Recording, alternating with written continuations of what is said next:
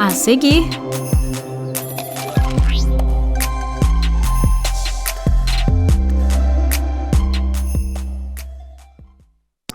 pesquisadores do Instituto de Ciências Biológicas da UFG estão desenvolvendo um diagnóstico de doenças que ainda não possuem testagem específica. As pesquisadoras vão nos explicar como funciona e a importância da identificação precoce dessas doenças. E também o trabalho desenvolvido no Centro de Genética Humana da UFG. Hoje também vamos falar sobre o Encontro de Biodiversidade Animal. Fica com a gente que o Mundo UFG de hoje está só começando.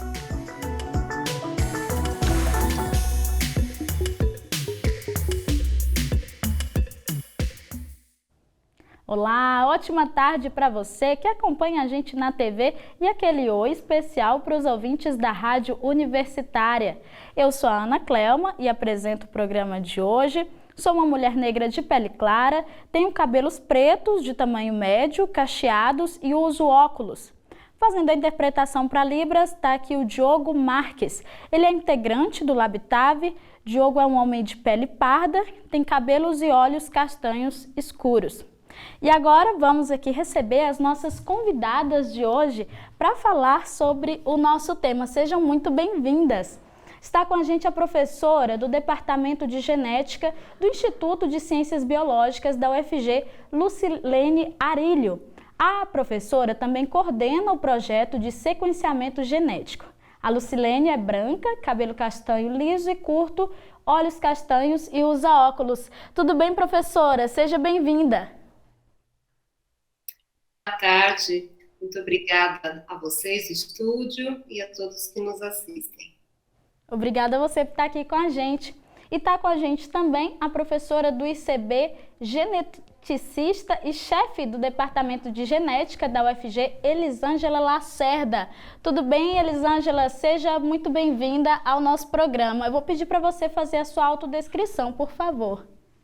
Olá, boa tarde. Um prazer estar aqui com vocês, ouvintes aí da TV UFG e o pessoal aí do estúdio. Então, eu sou Elisângela, tenho pele parda, cabelos morenos, né, mais escuros, mesclado aí um pouquinho pro mais claro. E não uso óculos por enquanto, mas está quase chegando. Tenho uma altura de 1,73 e é isso. É isso, perfeito.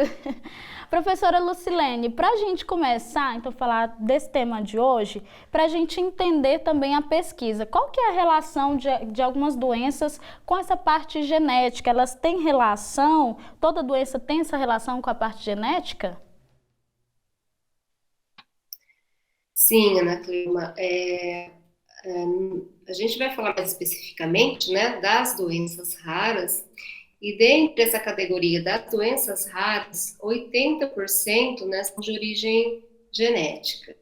O restante são doenças raras, mas que não têm, né, uma etiologia genética por ser causadas por bactérias, por vírus, algumas doenças, né, de fundo aí, alérgico, né, então o que representaria aí 20% das doenças raras. Então a grande maioria das doenças raras, né, elas surgem em virtude de uma alteração, né, uma variante, enfim, uma mudança em um gene, né, específico por aquela função, né, então, ou seja, algo que faz parte do nosso genoma. Certo. E Elisângela, que outras doenças, além das que vocês pesquisaram, contam com esse sequenciamento genético? Então, Ana Cleoma, nós temos aqui, como a Lucilene falou, né, dentro das doenças raras, a gente tem uma portaria, existe no Ministério da Saúde uma portaria de políticas públicas para as doenças raras, e dentre essas seriam as de origem genética e as não genéticas. Como a Lucilene citou, essas genéticas seriam, então, as doenças com anomalias congênitas, né, as crianças que já nascem com alguma característica, alguma anomalia. Temos também erros inatos no metabolismo, e tem também doenças que levam assim, deficiência intelectual. Então, essas são doenças genéticas, né, de origem genética, com com sinais e sintomas que nos indicam a importância de um uso aí, de um sequenciamento genético, de diagnósticos genéticos. E como a Luciana comentou também, e tem as não origem genética, que aí a gente pode ter as doenças infecciosas, as doenças inflamatórias e autoimunes. Seriam essas. Certo. E, Elisângela, quando a gente está falando de doença rara, o que que são, o que que caracterizam elas, né? E por que que é tão complicado detectar? Então, doenças raras, um conceito, né? Ela pode. Como que uma doença pode ser considerada uma doença rara? É aquela que afeta em torno, como a Luciana falou, os 80%, tem um percentual, é 65 pessoas em cada 100 mil indivíduos, que dá mais ou menos assim, 1,3 pessoas, né, em cada 2.000. Então, essa é considerada como a doença rara. Então, por exemplo, tem doenças genéticas que não são doenças raras. Por exemplo, a síndrome de Down é uma doença que já está mais acometida, né? Então, um percentual bem maior. Então, ela não é considerada como uma doença rara, mas ela tem natureza genética. E, Lucilene, qual que é a importância da gente ter um diagnóstico precoce para esse tipo de doença? Olha, para algumas doenças, né, é fundamental, porque tendo esse diagnóstico precoce, você pode direcionar para um tratamento, né, específico, você pode falar sobre prognóstico, né, ou direcionar o paciente, né, para, enfim, para uma terapia, né, para um tipo de tratamento que vá, ou às vezes, de fato, eliminar todos os sintomas que ele apresenta, né, ou pelo menos amenizar, né, então, importante aí para não progressão daquela condição. Né? Existem diversas doenças genéticas raras, né, que se diagnosticada precocemente, ou assim que a criança, né, nasce, você evita qualquer complicação que ela possa ter no futuro. Então, é muito importante que se tenha esse diagnóstico e não só, né, para a condição do paciente, mas também se impacta muito, né, na saúde pública, porque quanto mais tarde é feito o diagnóstico, além do sofrimento do paciente, né, mais gastos são exigidos, tanto do paciente como do Sistema Único de Saúde. Então, o diagnóstico precoce é algo muito importante, né, para qualquer doença, né? E falando aqui das doenças raras, e nas doenças raras, elas acabam, por ser rara, né, às vezes não são compreendidas, os sintomas não são compreendidos, a etiologia não é compreendida, isso dificulta muito o diagnóstico. Né? Cada vez, quando não se tem esse conhecimento, então o diagnóstico se torna muito tardio. Aí isso impacta para o paciente, né, que tem, de fato, um longo caminho aí até conseguir um diagnóstico, e também impacta, né, na saúde pública. Certo. E por falar, então, no diagnóstico, como que está sendo desenvolvida essa pesquisa? Inclusive, teve aí financiamento, né, de uma empresa sul-coreana. Conta pra gente como que está sendo. Essa parceria, né, com essa empresa, né, sul-coreana, essa empresa ela é especializada em sequenciamento, né? Então, no nosso genoma existem 3 milhões de pares de base, então a empresa colocou esse nome, né, no nome dessa empresa, a empresa chama-se 3 Billions, né, e a especialidade no sequenciamento. Nós temos em torno aí de 22 a 25 mil genes, e essa empresa faz, então, o sequenciamento total, ou o sequenciamento chamado exoma, né, que sequencia, né, investiga variantes somente na região codificadora do nosso genoma. Essa empresa ela lançou um edital, né, para qualquer pesquisador de qualquer região do mundo. Eu me inscrevi, aliás, aproveito aqui para agradecer a Elisângela, acho que foi ela que me falou sobre esse edital. E aqui no Brasil foram 2 instituições contempladas, né? A nossa, que é o UFG, e a Universidade de São Paulo. E o que eles nos ofereceram? Né? O sequenciamento de 100 pacientes, incluindo a análise, né, desse sequenciamento e a reanálise, que é essa reanálise. Então, pode ser que uma variante que seja encontrada hoje, né, que tenha um resultado inconclusivo, ou seja, né, não se sabe se aquela variante de fato é responsável, né, pelaquela condição do paciente. Pode ser que daqui a alguns meses vão sempre fazer uma reanálise, né, porque os dados do nosso genoma estão constantemente sendo atualizados.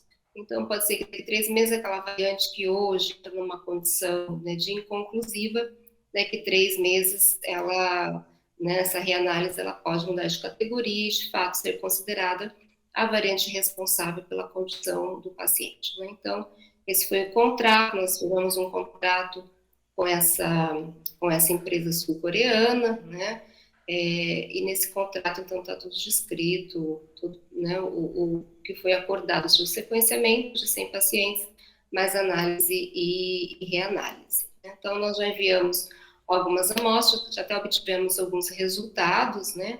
Então, só vou citar aqui um exemplo, né, dessa importância de se ter o diagnóstico dessas amostras que já foram para sequenciamento, que obtivemos o resultado. Alguns, né, vieram, então, com status de positivo, ou seja, tem uma variante que é responsável por aquela condição do paciente, né? Então, em 2 deles eram pacientes bem jovens, né, bebês, em que nós identificamos uma síndrome que já é conhecida, e ela acaba sendo diagnosticada normalmente, né, quando a criança já está por volta dos 5, 6 anos, quando vão aparecer outros sintomas que são indicativos da síndrome.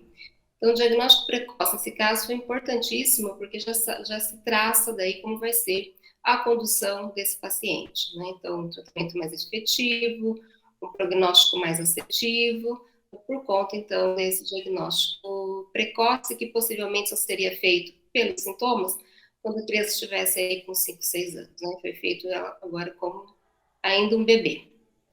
Uhum. Elisângela, gostaria que você falasse um pouco para a gente sobre quem são esses voluntários, né? Essas pessoas que estão participando aí dessa pesquisa. Ah, sim. Então, essa pesquisa que se fala, a pesquisa especificamente da 3 Billion, que é o do projeto, né, com a Lucilene, ou de modo geral das outras pesquisas. Exato. Então, dessa pesquisa da professora Lucilene, que foi como coordenadora, nós selecionamos, porque nós fazemos, o Centro de Genética faz parte de um ambulatório específico às quintas-feiras no HC. Então, a gente tem um ambulatório que é multiprofissional e pacientes com alguma deficiência intelectual, com algum sintoma de alguns sinais e sintomas de alguma doença genética ou possivelmente uma doença rara, ela é encaminhada para lá. Então, ali a gente teve alguns pacientes, sim, com suspeita de doenças raríssimas e que a gente aproveitou, né, nesse projeto da Lucilene, a gente fez essa coleta dessa amostra para encaminhamento.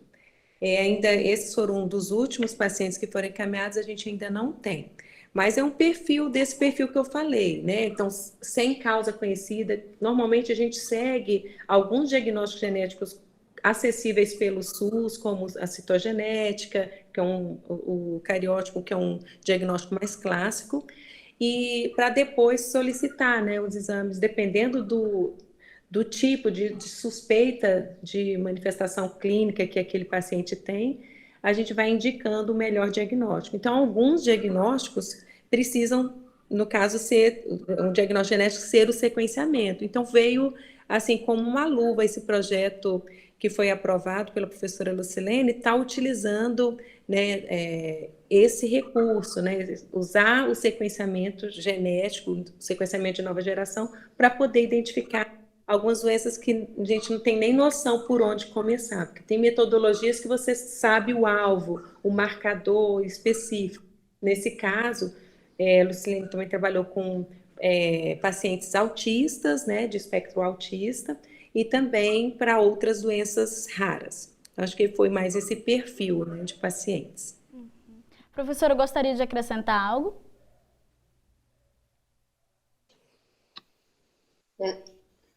Você fala sobre o projeto? Sobre os voluntários. Professora? Essa pergunta é direcionada a Ângela ou a mim, Ana? A Lucilene, mas eu só perguntei se você gostaria de acrescentar algo, senão a gente pode dar continuidade. Então, só acrescentando, né, como a professora já falou também, nós já vínhamos, já vem há algum tempo, coletando pacientes que apresentam doenças genéticas raras, lá no HC, e nesse projeto, como a gente tinha um tempo curto para juntar essas amostras, né, então a gente precisava de algo que fosse um pouco mais rápido de juntar os pacientes, né, porque às vezes eles são outro problema também. Então, uma participação importante, né, que eu quero também colocar aqui, foi da professora Francine, da Faculdade de Odontologia. A professora Francine, ela é responsável pelo projeto GEPETO, um projeto muito interessante que atende a pacientes especiais, né, exclusivamente pacientes especiais. E então foi uma parceria também muito importante, porque daí pelo ambulatório, né, do projeto GEPETO, então nós chegamos até os pacientes. E para vocês terem uma ideia de quanto isso é necessário na população, né, a demanda, quando nós lançamos isso, né, queríamos fazer uma coleta de pacientes, né, que tivesse, que atendesse aos critérios de inclusão, né, para esse sequenciamento, o número de pacientes, né, que nos procuraram foi muito grande. Então, infelizmente, a gente tinha um limite, né, nem foi possível atender a todos, porque, assim, em 2 semanas, a gente já tinha uma lista enorme, né, de pessoas que gostariam como mais de pacientes pediátricos, alguns adultos, mas a maioria é pediátrica, então a mãe nos procurava e gostaria, né, de fazer esse exame, porque ele é indicado, não tem pelo SUS, né, e eu acho que está em torno de R$7.000 o sequenciamento, o exoma, né, que está em torno de R$7.000 hoje. Então, muitas, né, pacientes precisavam, porque é uma indicação, e muitos não tinham recurso, evidentemente, para fazer esse teste, né? Então, só complementando aqui, né, da demanda que tem e da maioria dos pacientes pertencem ao ambulatório do projeto GEPETO da professora Francine. Perfeito. Bom, a gente vai dar uma pausa aqui com vocês, tá? Mas continuem aqui, porque já já a gente volta. E agora nós vamos para o intervalo super rápido. Daqui a pouco a gente continua falando sobre as pesquisas em genética. E ainda hoje vamos conversar também sobre o encontro de biodiversidade ambiental. Não saia daí!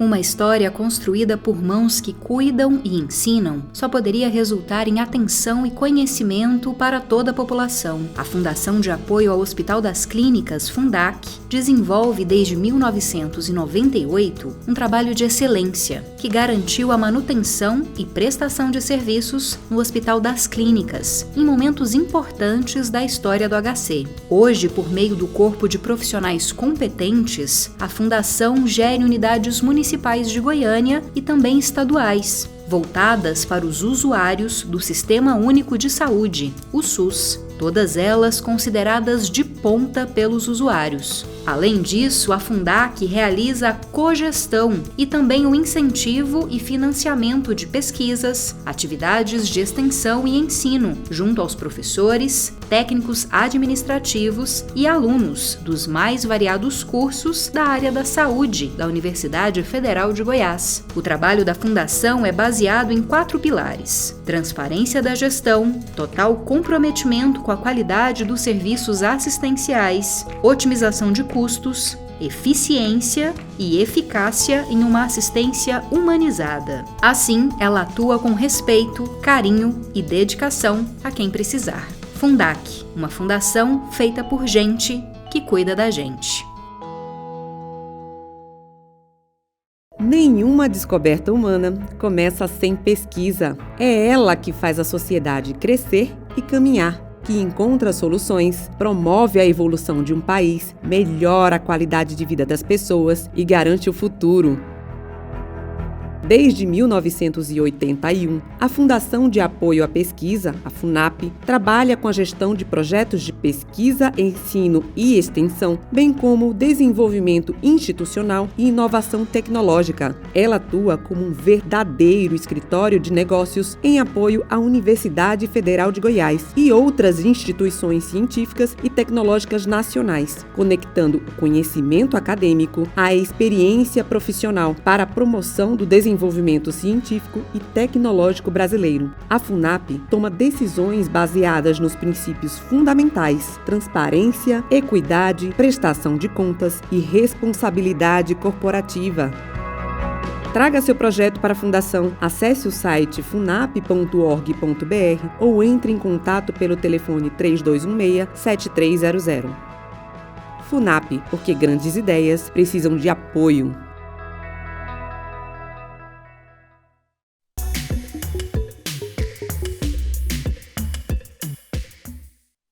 Estamos de volta com o Mundo UFG de hoje, falando sobre os avanços das pesquisas em genética no diagnóstico de doenças. Estamos com as professoras e pesquisadoras no assunto, Lucilene Bicudo e Elisângela Lacerda.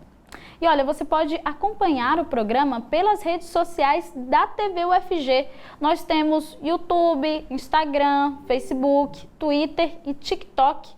Por esses canais você também interage com a gente. Então curta, comente, compartilhe o nosso conteúdo. Vai lá, interage com a gente. Vamos continuar aqui então a nossa conversa com as nossas entrevistadas. Lucilene, você falou no primeiro bloco sobre a questão de que os testes que existem atualmente nem sempre não estão disponíveis no SUS, né? Alguns deles. Essa técnica que vocês desenvolveram, em algum momento ela é acessível, ela em algum momento vai poder ser acessível lá no SUS também? Certo, Ana. Bom, nós primeiro só uma observação, fomos nós que desenvolvemos, né, essa técnica, nós estamos aplicando, utilizando dessa técnica nos nossos pacientes, né? E qual que é o objetivo, então, da aplicação dessa técnica nesses pacientes? Bom, a gente, no centro de genética, né, a gente elege os pacientes que tenham características, né, clínicas, que sejam indicados, então, para esse sequenciamento, né, com essas situações. Então, quando tem um paciente que tem uma síndrome genética desconhecida, né, quando ele tem, então, sinais e sintomas da doença rara, né, mas que não tem uma hipótese diagnóstica, né, dentro do quadro dos erros inatos do metabolismo, né, quando esses quadros são inespecíficos, então são todos pacientes seletivos para o sequenciamento, né? Então, por que fazer o sequenciamento? Por que utilizar, então, dessa técnica, dessa metodologia? Quando a gente pensa, né, no nosso genoma, que nós temos em torno aí de 25 mil genes, o sequenciamento, a gente chama de nova geração, o sequenciamento em larga escala, enfim, existem diversos nomes, né, para a mesma coisa, vamos chamar aqui de nova geração. Então, numa única reação, né, essa técnica permite sequenciar o genoma inteiro, né, do indivíduo. Então, não precisa ser mais como fazíamos antes, que era fragmento por fragmento, né, do gene, ou vamos sequenciar todos os genes, enfim, fragmento por fragmento, até completar todo o genoma. Então, quando a gente pensa em doença genética rara, né, e que, portanto, ela tem uma etiologia genética, ou seja, a causa, né, dessa condição do paciente é um erro, uma variante, enfim, é uma alteração ali no genoma. Então, o sequenciamento genômico, né, ele veio com essa perspectiva de que numa único teste você já tem um resultado ali de todas as variantes do genoma. Né? Então, quando estamos diante de um paciente que tem uma doença genética rara, né, que não tem uma hipótese genética conhecida, ou tem, mas é uma hipótese onde a gente precisa testar, né, se a gente fosse pensar qual seria o melhor método, é esse, porque aí a gente já vai ter todo o resultado, né, das possíveis variantes em todos os genes que compõem o genoma do indivíduo. Então, esse é o principal, é o fundamental, né, para se aplicar o sequenciamento do genoma, né? Então, com isso, a gente já pode ter um diagnóstico mais rápido, precoce. Então, isso para o paciente vai implicar, né, em um tratamento adequado, se não é para aquela condição, né, reduzir as complicações, né, os sintomas que podem surgir e impedir o agravamento dessa condição, tá? Então, o objetivo principal de se utilizar essa metodologia é porque daí num único teste, você já faz uma varredura em toda a região codificadora, né, em todo o exoma, ou se for total, em todo o genoma do indivíduo. Tá? Vale ressaltar também, né, que o fato de termos um resultado, né, que reflete aí toda a sequência de genes, a sequência de bases de todos os genes que compõem o genoma, isso não é garantia de que, de fato, obteremos ali um resultado que vai ser o indicativo, né? A gente vai encontrar uma variante que a gente pode dizer com toda certeza que aquela variante, né, em determinado gene é responsável por aquela característica, né, por aquela condição do paciente. Então, e muitas vezes, o resultado ele é negativo. Mesmo a gente tendo o sequenciamento, né, do genoma, para a gente associar qualquer variante àquela patologia, né, a gente tem uma série de observações a se fazer. E às vezes, analisando todos os bancos de dados, né, todas essas análises que têm que ser feitas, a gente não pode afirmar com toda certeza que aquela variante é responsável por aquele fenótipo. Então, deixando claro que o sequenciamento do genoma também não é uma garantia 100% que se eu fizer o sequenciamento eu vou fechar o diagnóstico. Tá? Mas, sim, se a gente comparar com outros testes, né, ele é muito mais efetivo. Então, esse trabalho de comparação já vem sendo feito, né, por diversos pesquisadores ao redor do mundo e, de fato, se aumenta, né, a taxa de diagnóstico quando você utiliza o sequenciamento do genoma. E na verdade, Lu, ele também, acho que ele é o padrão ouro, né? Hoje é um método padrão ouro para identificar essas variantes em genes que a Lucilene falou. Ela é de alto custo mesmo, não está disponível no SUS. A execução dela é onerosa, requer equipamentos muito sofisticados, mas o Centro de Genética tem hoje um equipamento que é possível fazer esse sequenciamento, mas só que hoje a gente não nos permite por não ter, até então, né, fomentos, né, projetos de pesquisas fomentados. Então, nesse caso da professora Lucilene, ela teve essa oportunidade de ser agraciada por um projeto que fomentasse a execução do mesmo, né, do diagnóstico. Então, essas amostras foram encaminhadas para fora porque o edital, a chamada do edital era isso, fornecer o sequenciamento, né, do genoma total. O Centro de Genética ele tem um equipamento que faz o sequenciamento e vem desenvolvendo alguns trabalhos de pesquisa para alguns diagnósticos, como o diagnóstico de câncer. Perfeito. Elisângela, eu gostaria que você destacasse um pouco mais sobre o Centro de Genética Humana aqui da UFG, outros trabalhos que ele vem desenvolvendo, pesquisas. Sim, o Centro de Genética hoje, a gente tem desenvolvido em várias áreas da genética, né? Nós temos a doutora Nádia, a doutora Rosângela, tem trabalhado muito com as doenças de deficiência intelectual, com pacientes com doença intelectual, com baixa estatura, tem projetos na área de baixa estatura e projetos com infertilidade. São pacientes que são diagnosticados inicialmente no Hospital das Clínicas da Universidade Federal de Goiás, então é uma parceria que a gente tem com o ambulatório de pediatria, com ambulatórios da reprodução humana. Então, eles são encaminhados e eles são entrevistados e questionados se eles têm interesse em fazer parte da pesquisa. Também a gente faz uma parceria dentro do HC, no ambulatório de oncologia, também a gente tem parceria com o Hospital Araújo Jorge, com pacientes da área de câncer. E aí a gente tem projetos, e hoje a gente tem trabalhado com pacientes com câncer, com história familiar, que aí a gente tem investigado alguns cânceres, como câncer de mama, câncer de próstata, ovário, sarcomas, em pacientes e nos seus familiares. E recentemente a gente acabou agora de ser contemplado, né, com uma chamada pública do CNPq e do Ministério da Saúde, acho que o Ministério de Ciência e Tecnologia também, com o objetivo de apoiar alguns projetos na área de PDI, né, pesquisa, desenvolvimento e inovação, que pudesse desenvolver teste genético aplicado à saúde humana. Então, assim, durante a pandemia, a gente teve, o nosso grupo de pesquisa, a gente teve que parar, né, com o que a gente já realizava e a gente teve condições de desenvolver o diagnóstico molecular para a COVID.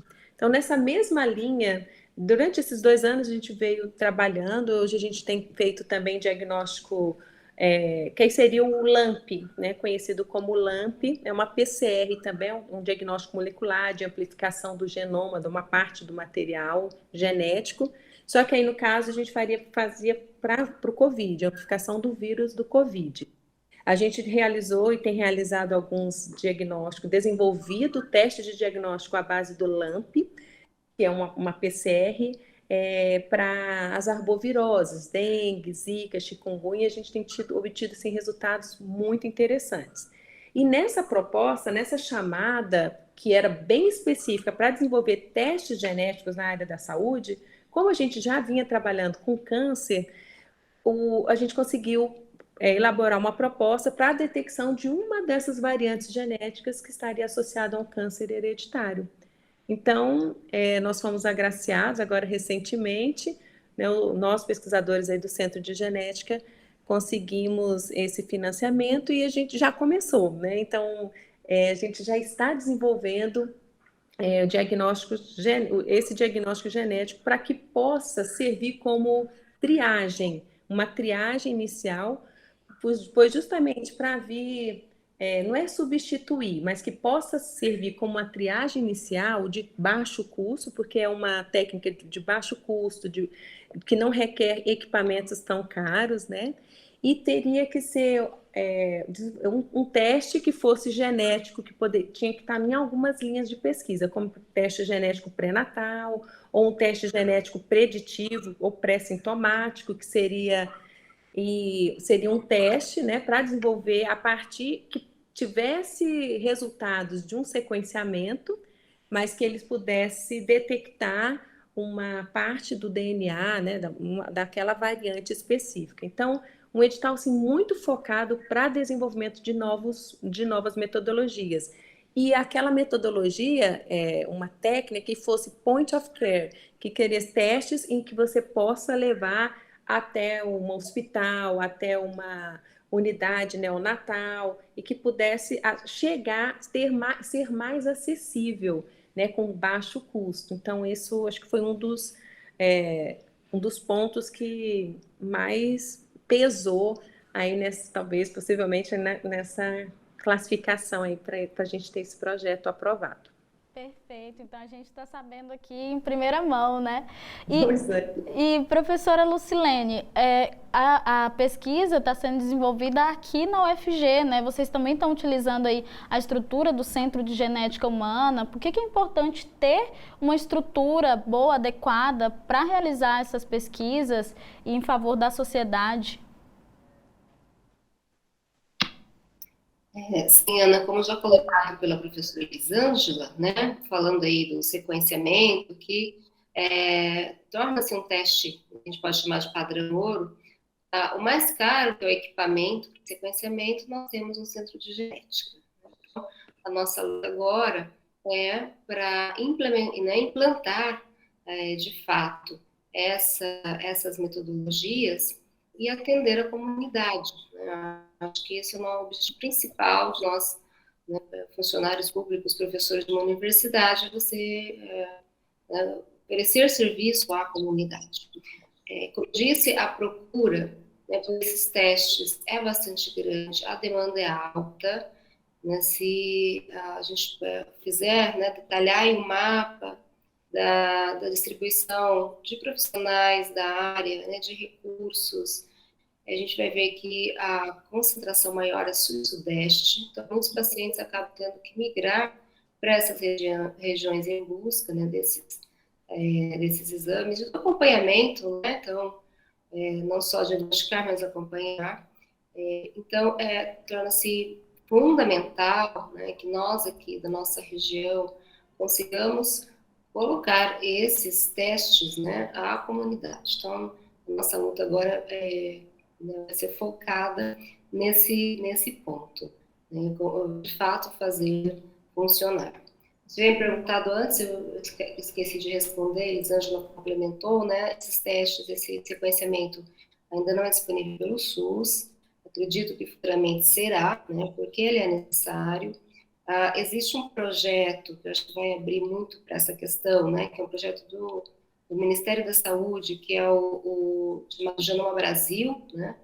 Então, esse Genoma Brasil tem como, né, a função obter dados do genoma de nós brasileiros, né, porque nós somos um povo bastante miscigenado, então se tem que comparar a variante, usar outras populações, fica difícil. Então esse projeto já está bem em andamento, né, ele começou em 2020, se não me engano, já tem vários indivíduos brasileiros que foram sequenciados, então eu acho que a continuação desse passo, de fato, colocar esses testes, né, a gente sabe que tem um alto custo, mas é disponível no SUS. Então, nós vamos lutar para que a gente consiga implantar e implementar o sequenciamento, de fato, no centro de genética, né, e para atender a demanda, então, ele pode ser, evidentemente, né, pago pelo paciente, nós temos uma fundação que torna isso possível, que a gente faça isso via UFG, né, pode ser pago pelo plano,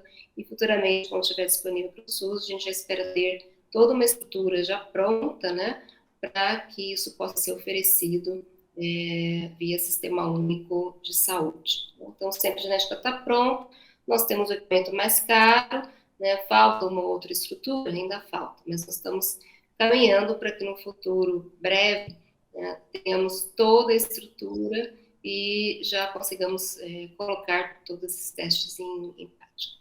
Perfeito. Bom, a gente está encaminhando para o fim, mas antes, Elisângela, eu gostaria só que você falasse aqui para a gente sobre esses pacientes que são atendidos lá, como que eles chegam até o centro de genética, eles são encaminhados pelo SUS, eles ficam sabendo do órgão, né, do centro de genética, como que funciona?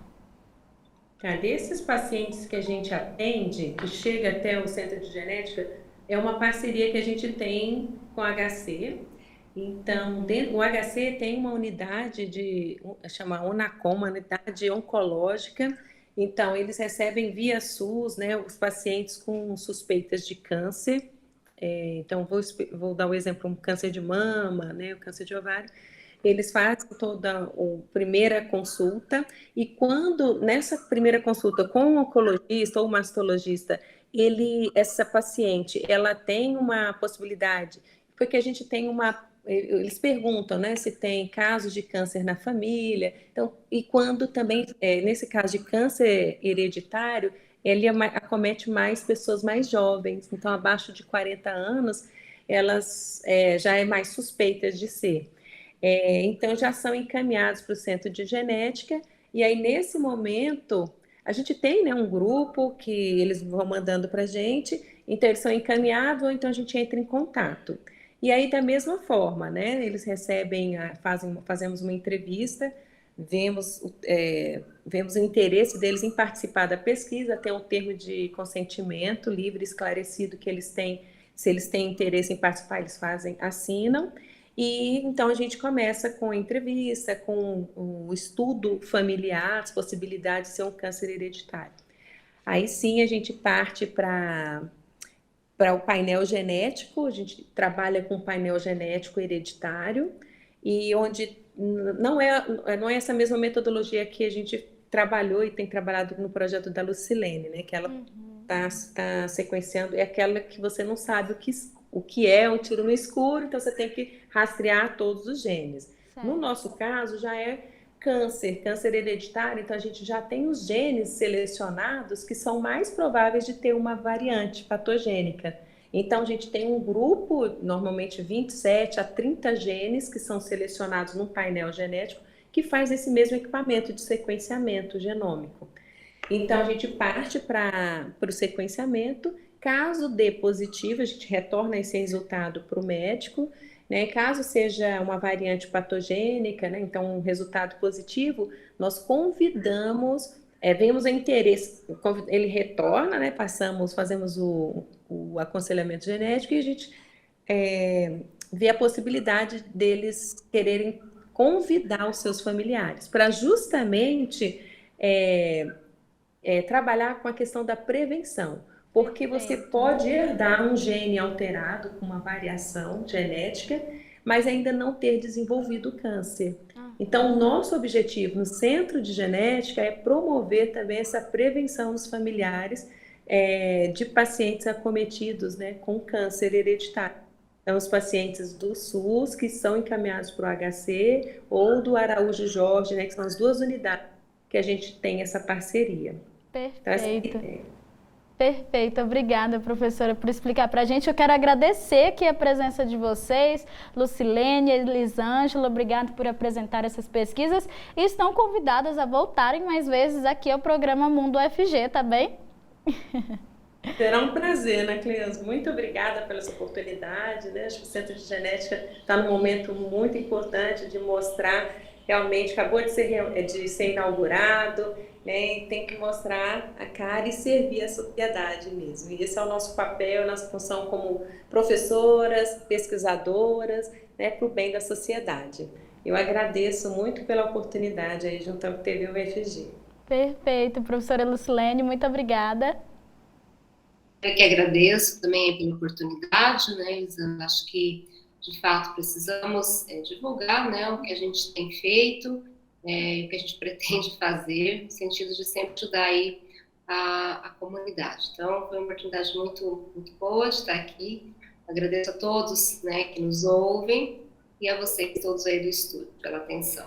Obrigada. Perfeito, obrigada. Vamos para um rápido intervalo e daqui a pouco a gente tem muito mais Mundo UFG. Calma, não sai daí, já já a gente volta.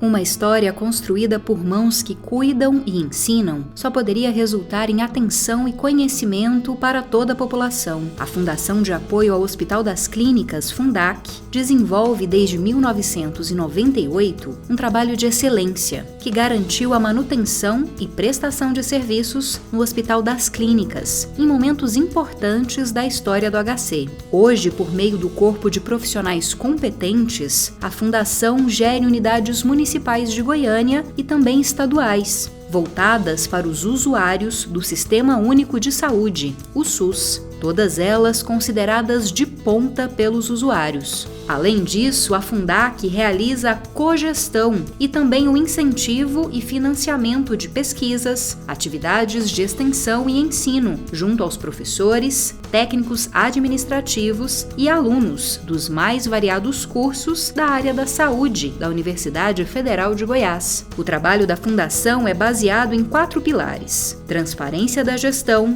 total comprometimento com a qualidade dos serviços assistenciais, otimização de custos, eficiência e eficácia em uma assistência humanizada. Assim, ela atua com respeito, carinho e dedicação a quem precisar. Fundac, uma fundação feita por gente que cuida da gente. Nenhuma descoberta humana começa sem pesquisa. É ela que faz a sociedade crescer e e caminhar, que encontra soluções, promove a evolução de um país, melhora a qualidade de vida das pessoas e garante o futuro.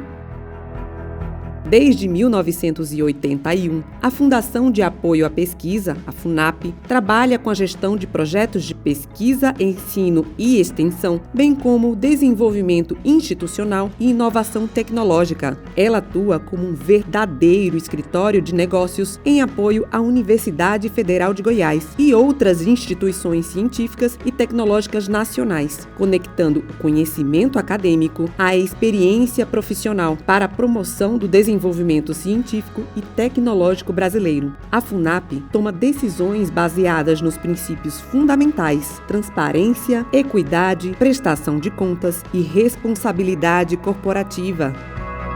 Traga seu projeto para a Fundação, acesse o site funap.org.br ou entre em contato pelo telefone 3216-7300. FUNAP, porque grandes ideias precisam de apoio.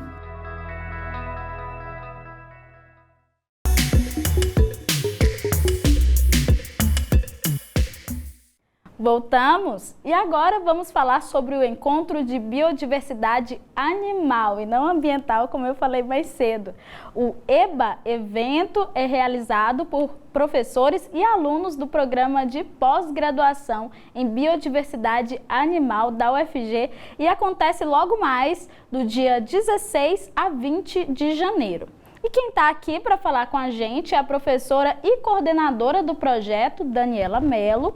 Ela é uma mulher cis, parda, cabelos pretos, curtos e vestida com uma camiseta vermelha e de óculos marrom. Tudo bem, professora? Seja bem-vinda aqui ao programa Mundo UFG. Tudo bem, Ana Cleuma. É um prazer estar aqui com você. Boa tarde. Boa tarde. Professora, começa falando um pouco mais para a gente sobre esse evento. Vão ter atividades presenciais e online também, né? Conta para a gente como que vai ser. Ana, o evento vai ser um sucesso. Nós teremos, como você mencionou, atividades online e atividades presenciais. O início é no dia 16 de janeiro, vai começar a partir das 5h30, no auditório do Instituto de Ciências Biológicas 1, onde nós teremos a palestra de abertura, que vai ser realizada e proferida pelo professor Luiz Felipe Toledo, da Universidade de Campinas. E nos dias posteriores, nós teremos apresentações de projetos de estudantes de mestrado e doutorado do programa de pós-graduação em biodiversidade animal, que essas apresentações também serão presenciais. E, posteriormente, nos dias 19 e 20, nós teremos os minicursos. Alguns serão presenciais e outros serão online. E todas essas informações, Ana, estão disponíveis e de fácil acesso no nosso site, né, que é o site do Encontro de Biodiversidade Animal, que pode ser visualizado no nosso Instagram, que é o eba.ufg, tá certo? Perfeito, o Instagram, então, @eba.ufg, né? E aí, quem pode participar e como participar do evento? Tem que fazer inscrição? Como que é?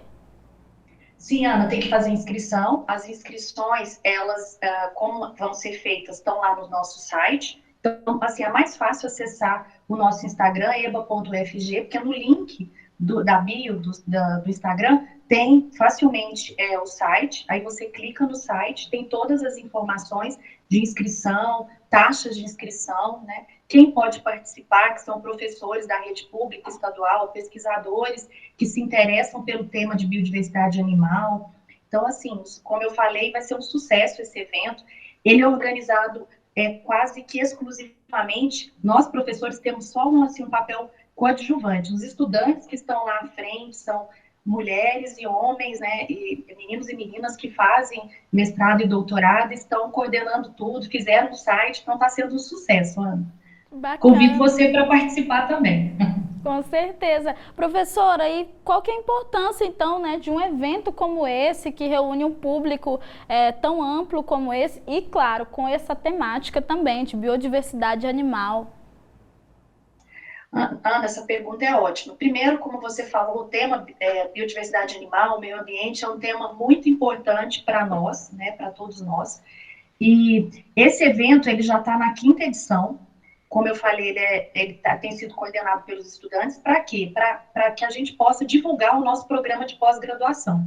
as pesquisas nessa área, o que a gente desenvolve. A gente discute temas muito atuais, então chama a atenção da importância de se pensar no meio ambiente, né, inserindo os humanos e animais. Então, é um evento de capacitação e para promover o nosso programa de pós-graduação em biodiversidade animal, que é um programa excelente e que em breve nós teremos, inclusive, um processo seletivo para novos estudantes, que vai acontecer em fevereiro. Perfeito, tá feito aí o convite, eu também vou participar. Obrigada, professora Daniela, por vir aqui fazer o convite para todo mundo. Nós que agradecemos a oportunidade, é um prazer. Ana, te espero lá, vai na palestra de abertura para prestigiar o evento. Muito obrigada. Perfeito, obrigada. E agora nós vamos conhecer um pouco do Centro Regional para o Desenvolvimento Tecnológico e Inovação da UFG.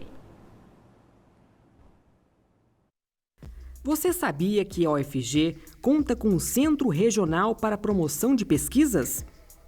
O Centro Regional para o Desenvolvimento Tecnológico e Inovação é um centro multiusuário e multi-institucional que apoia e promove pesquisa científica, tecnológica e de inovação para atender às demandas de universidades, centros de pesquisa, empresas e governos.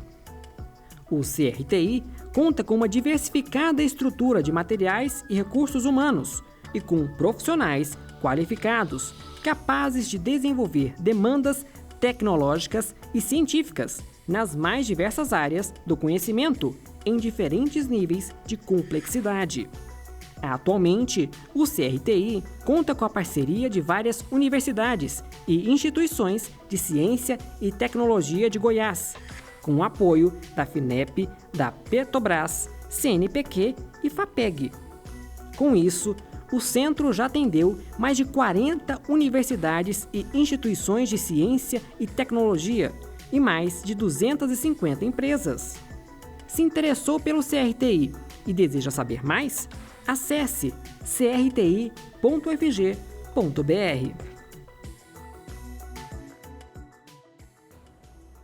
Quer ver ou rever qualquer episódio do Mundo UFG? É só procurar nosso canal no YouTube.